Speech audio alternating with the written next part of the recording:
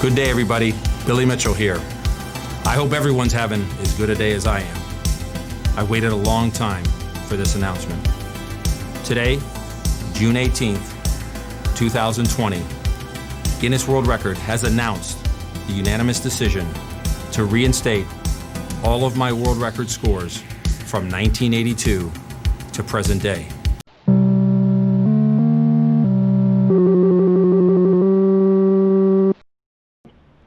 Hey, what's going on, Billy? I wanted to personally congratulate you on your legacy in gaming being restored by Guinness. You know, right now a lot of people may be confused as to what's going on with your recent announcement on the restoration of your gaming legacy. So I just wanted to get some behind-the-scene thoughts from you, regarding this entire ordeal. So I have a few questions I want to ask you, and we can get more insight on, what's going on today. So my first question. Well, I didn't think I announced anything. I thought Guinness did. No, Guinness did. Guinness did announce it. Good point. But I do want to get some insight from you based on the announcement that Guinness made. So, let's get to the first question here. So, when Twin Galaxies decided to remove your record and requested Guinness World Records to follow suit, did you feel like you were being treated fairly in the whole judgment that was rendered against you by Jace Hall's Twin Galaxy? And if so, why? Well, I realized in the midst of what was transpiring over those few weeks, I realized at some point in there, there was an agenda. And it was very confusing as to why there would be an agenda. And of course, that became more apparent as the months rolled onward and we began to discover things. But, the idea that somebody thinks that they're that important or have that much influence it's entertaining, to say the least.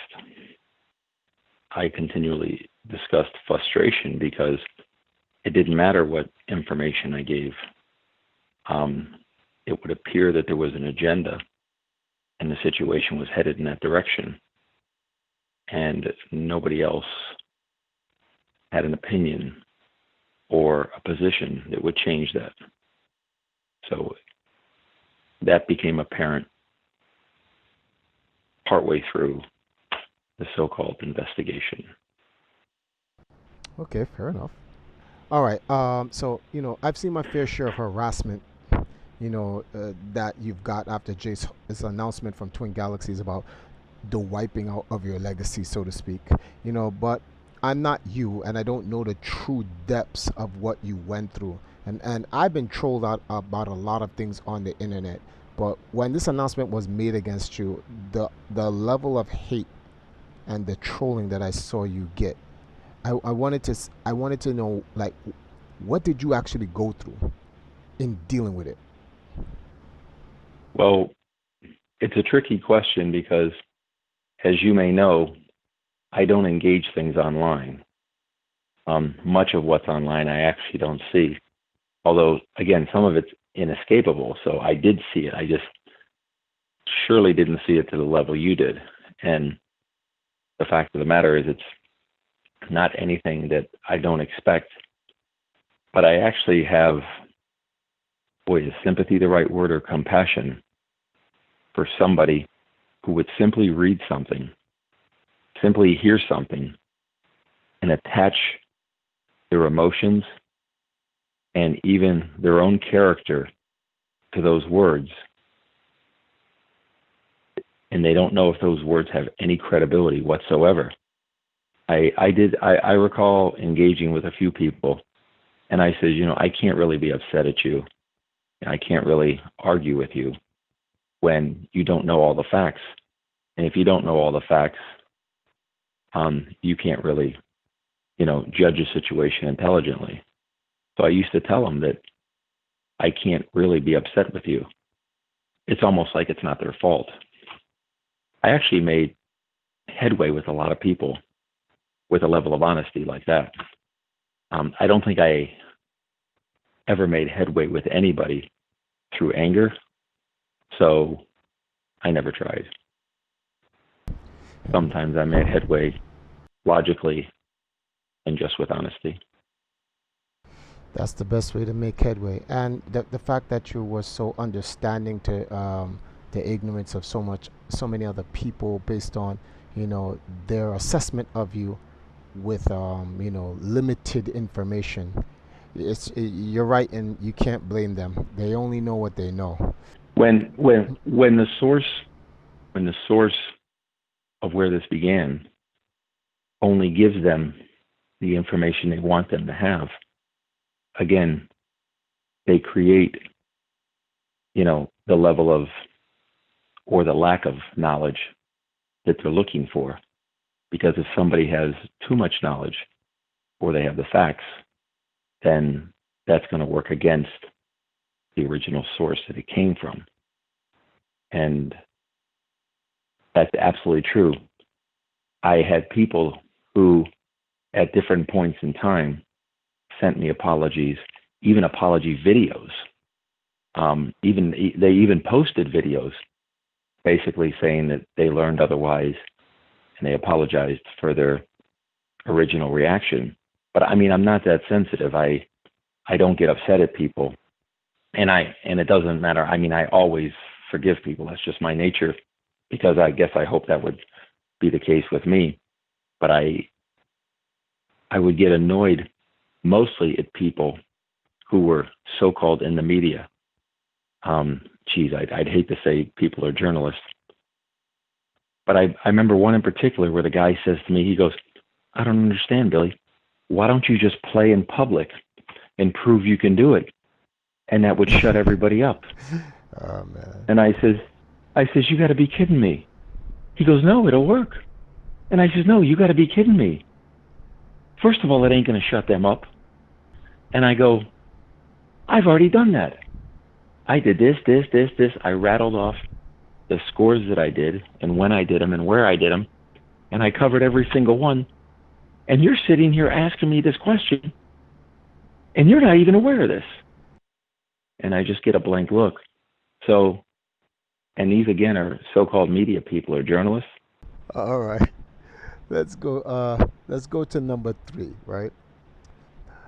When you requested Guinness World Records to do their own independent investigation on your records, how confident were you that they would at least take you up on that, request and give you a fair, non-biased, independent investigation?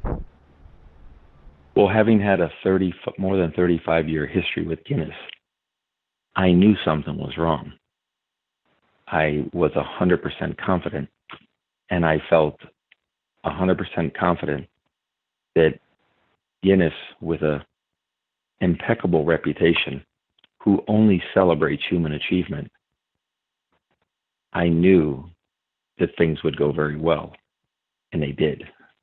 And I also knew that there was more to the story, that there was some secrets as to what really happened. And of course, I am correct. And there'll be more will come out about that at another time. But as far as the contact of Guinness and the request for them to get back to us in a timely manner, they did. The idea of them embracing all that was given to them and examine it and do their due diligence, they did.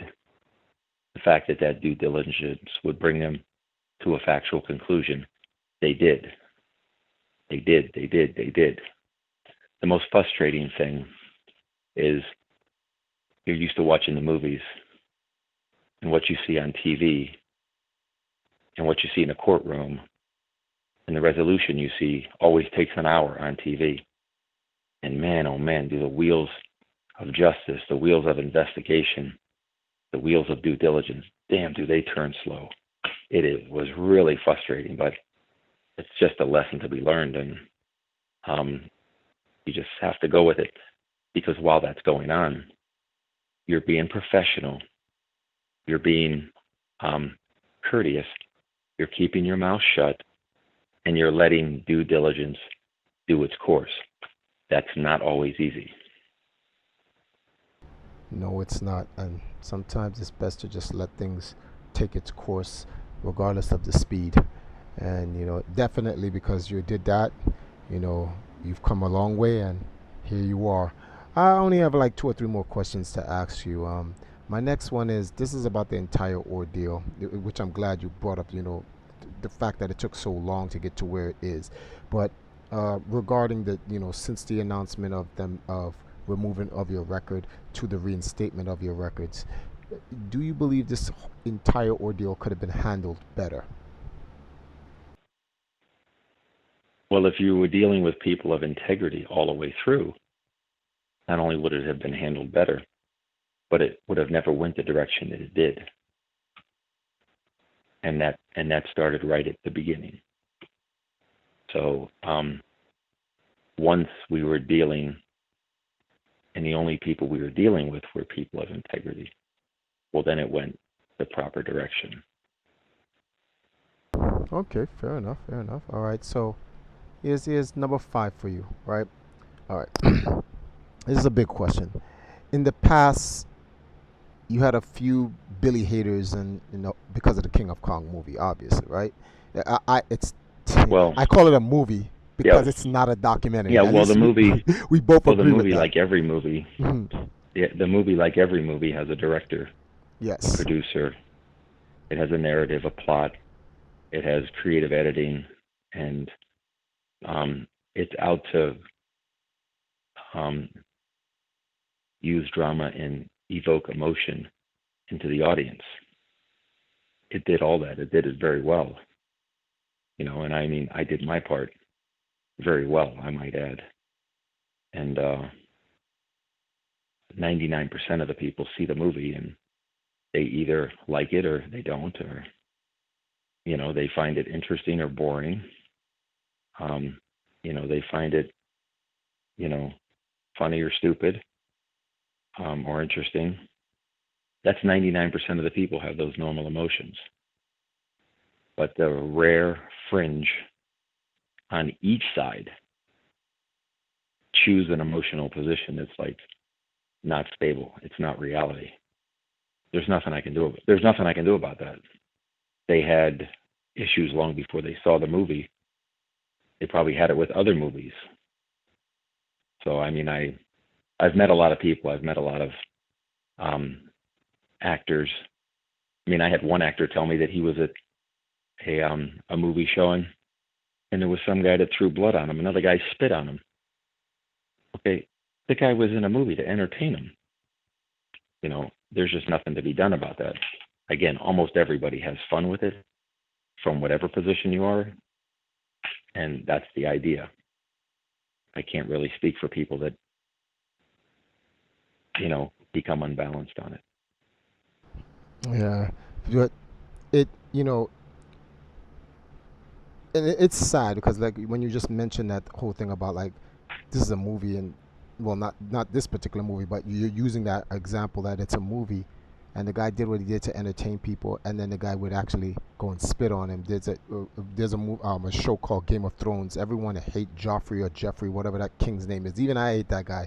But I hate the character he portrayed, not who he Right. is, because you don't know who he is in real life. But No, I know. there are I know. some. I know people who feel the way you do, Mhm. and I know people that hate the character, but they don't hate the character. They hate the guy, and they'd actually like to hurt or run the guy over in a car. Yeah, it's I crazy. mean, I says, what are you, crazy? I says to him, I say, did you see Terminator? Yeah. Do you think Arnold Schwarzenegger goes out in the street and starts shooting people? Do you really think that? Uh, I mean, I don't know what the guy that I'm thinking of that has this issue. I mm, says to him, I go, like what is wrong with you, man? I yeah. mean, you're right.